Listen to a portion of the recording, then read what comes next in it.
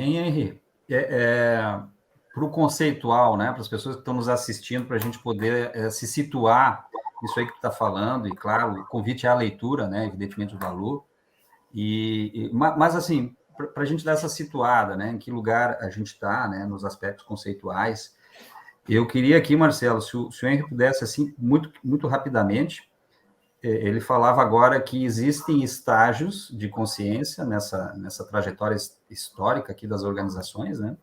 E elas são classificadas por cores, né? Então, assim, eu queria, só para a gente tangibilizar a característica predominante, uma, duas ou três, você vai nos dizer, a cor e a característica, para a gente se situar nessa linha de tempo histórica, fazer com que as pessoas que estão nos assistindo aqui possam entender, né?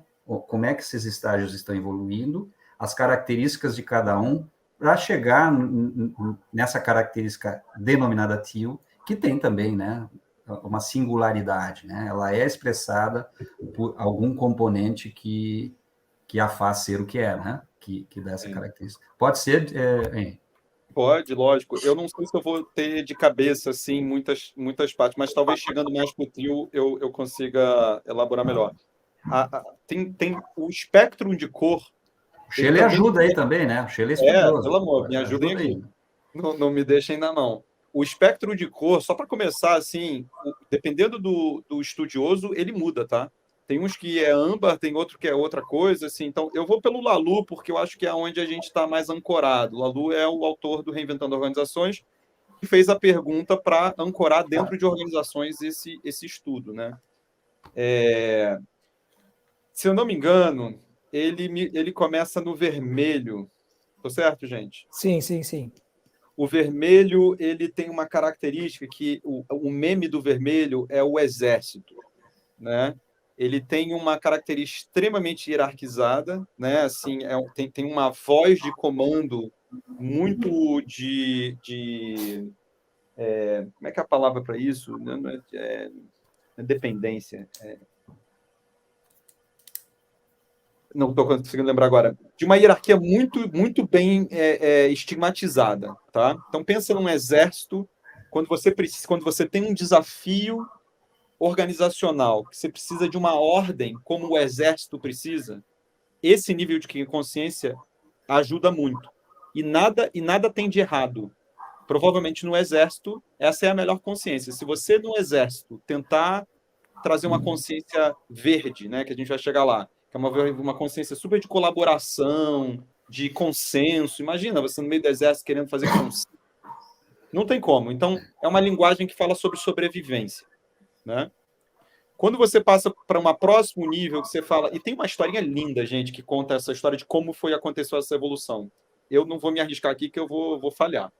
Mas quando você faz o próximo salto evolutivo e tem explicações quais foram o próximo salto evolutivo, você começa a olhar de uma consciência laranja. Essa consciência laranja é a consciência que a gente mais está acostumado a observar, que o meme aqui é de máquina. É quando a gente começa a observar o mundo meio por um formato de relógio, uma mecânica muito boa faz as coisas acontecerem perfeitamente. Então, é um olhar muito cartesiano, né? Se eu souber como as coisas funcionam, muito engenheiro, né? Se eu souber como as coisas funcionam, se eu souber aonde que o problema está, eu conserto e ele possa ser maximizado.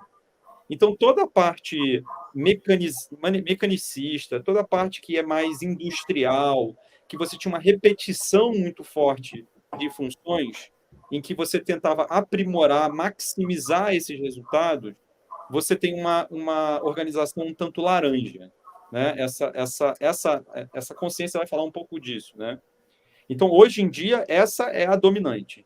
São empresas tentando maximizar a produção, etc. e tal. Depois dessa, você tem uma rejeição a todas essas, uma galera que fala assim, caceta, isso não faz sentido nenhum. O mundo é das relações, o mundo é muito mais da cooperação. E aí vem a galera da consciência verde, que normalmente tem um memezinho que é da galera hippie. Mas nada tem disso, tá? Porque isso cria um estigma sobre essa consciência.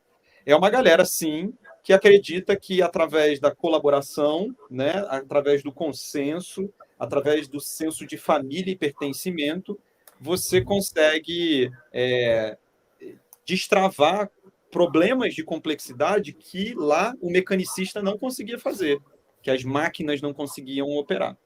Então, quando você precisa entrar nas relações, essa galera fala melhor, né? Essa é a consciência verde. E aí você passa para a consciência teal.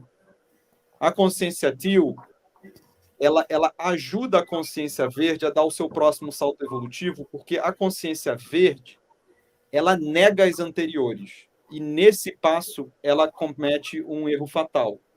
Por isso que nesse meme do hippie, a gente vê que a morte do movimento hippie, porque ele não consegue honrar de onde ele vem.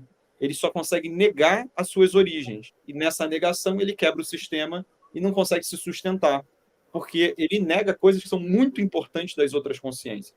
As consciências anteriores são estruturas, ordem, organização. O hippie não tem isso, né? E aí ele se quebra.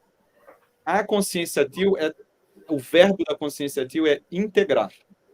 Então ele pega todas essas cores e tenta absorver e honrar quais são as partes e quando que elas melhor se sustentam. Então ela meio que dá uma cor arco-íris da coisa toda, assim. Então a ideia é você conseguir então se tornar muito responsivo, muito flexível. Por isso que essas organizações são vistas como elementos vivos, porque você sai da maquinária, você sai da idealização de que aqui é uma família e você passa a escutar a organização como um organismo vivo, dizendo o que você precisa agora. Porque se o que você precisa agora é ordem, eu não vou te dar uma consciência verde. Eu vou te dar uma estrutura de consciência laranja. E se você está completamente ferrado, tentando reestruturar para sobreviver, provavelmente você precisa de uma estrutura de ordem vermelha.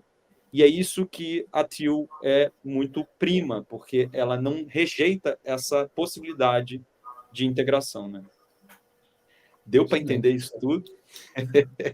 Tá ótimo. Não, eu acho que, assim, enquanto a gente tem esse panorama geral, e eu acho que a gente pode voltar para tudo isso, né? Porque tem características poderosas de cada uma e tem um aspecto, né, Marcelo, extremamente interessante, que é essa capacidade de conciliar, né, esses momentos de cada empresa e fazer o uso, né, de uma orientação um pouco mais diretiva, um pouco mais laranja, né, e aí a gente tem empresas onde os processos são muito bem organizados, onde esse aspecto do processo técnico da eficiência, né, muito, muito importante, né, e a conciliação disso num ambiente, né, a integração disso no ambiente integral, né, Marcelo? Para usar esse termo tão importante de uma organização teal.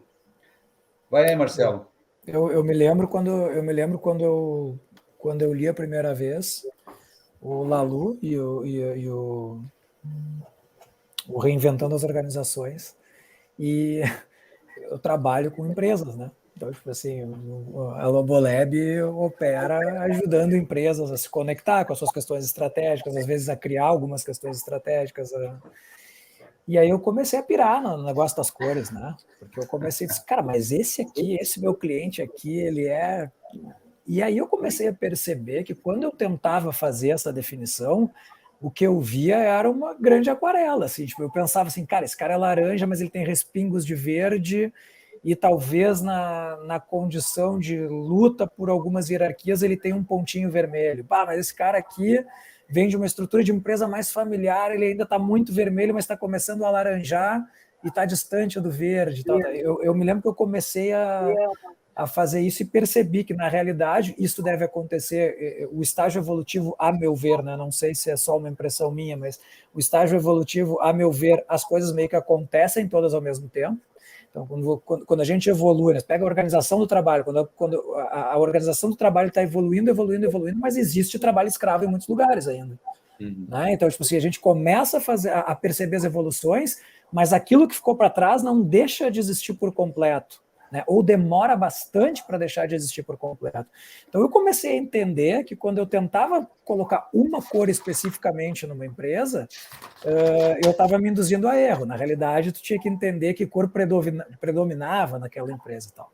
E aí, com base nisso, vou jogar a bolinha para o Shirley ali e dizer assim, vocês estão fortes nessa cultura evolutiva na Caminho das Águas, né?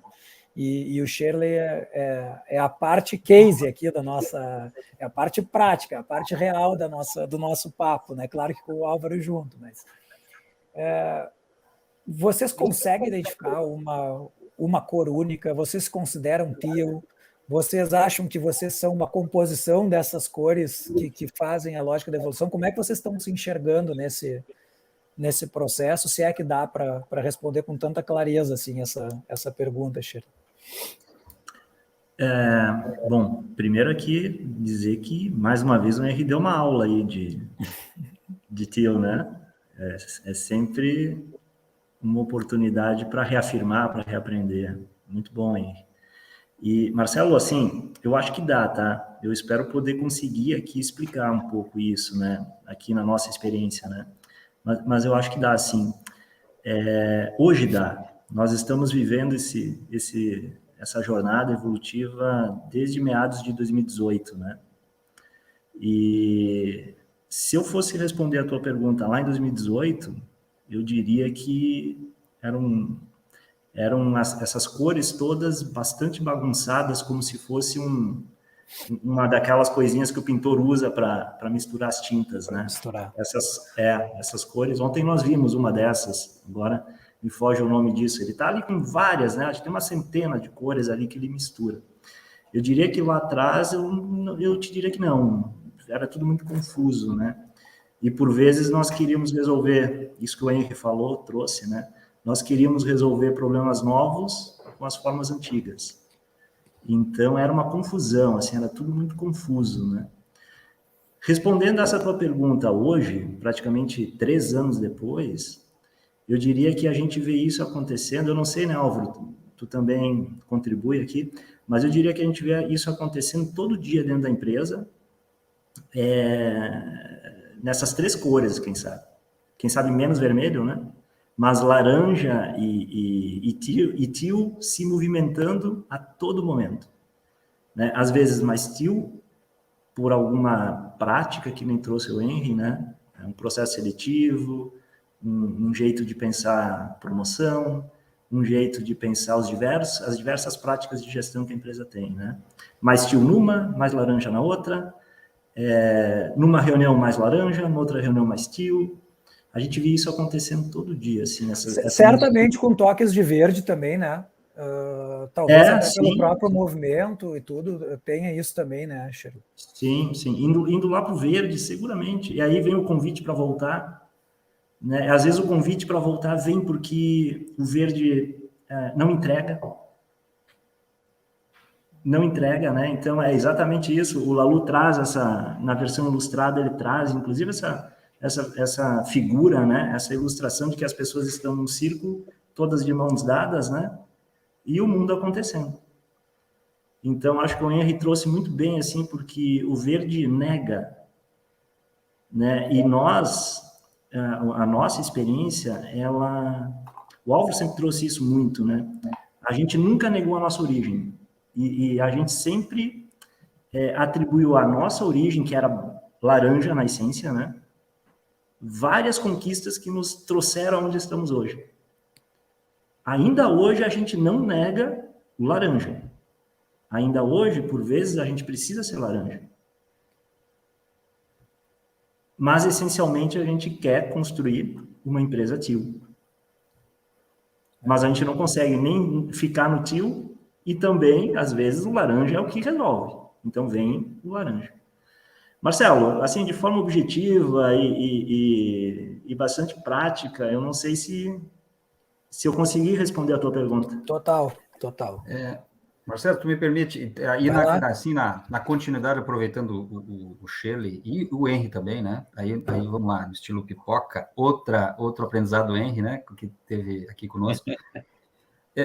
Bom, o Lalu tem essas classificações. Henry, até eu vou, se tu me permite, eu vou só fazer uma pequena complementação a essa jornada de cores, né? Você tem lá o vermelho, a organização características é a tribal, é a gangue, tá? O vermelho, é verdade. É anterior a a segunda cor, que é o ambar. Eu me lembro da máfia, né?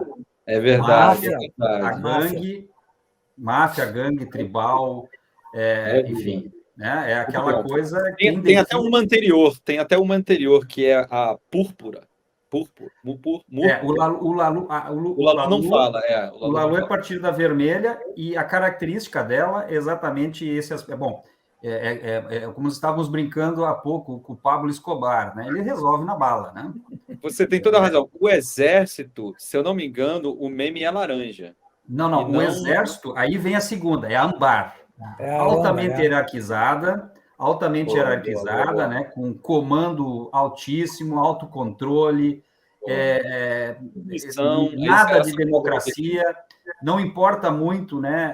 Assim, a criação de ambiente para participação, nada disso. E aí você vai para a laranja. E a laranja inaugura esse... A maior parte das nossas organizações hoje são cases absolutamente de sucesso no mundo, do ponto de vista dos atuais indicadores de sucesso, né? É o resultado numérico, né? Exatamente. É o laranja, né? E aí você tem várias organizações assim que são ponteiras. A Ambev é um exemplo de laranja. O Shirley citou há pouco, nós até pouco tempo atrás tínhamos características fortes, processos muito bem definidos, né? Indicadores muito bem acompanhados. Sim, um convite às pessoas a participar, mas o que vale são os indicadores aqueles, especialmente, né? Nós somos medidos pela eficiência, né? Então, essa é a laranja. Aí você vem a verde. O cooperativismo é uma expressão muito forte de uma empresa verde, né? Tanto que a gente fala que é uma sociedade de pessoas, é uma expressão, né? Ela tem essa tinta forte, e aí vamos para o tio, tá?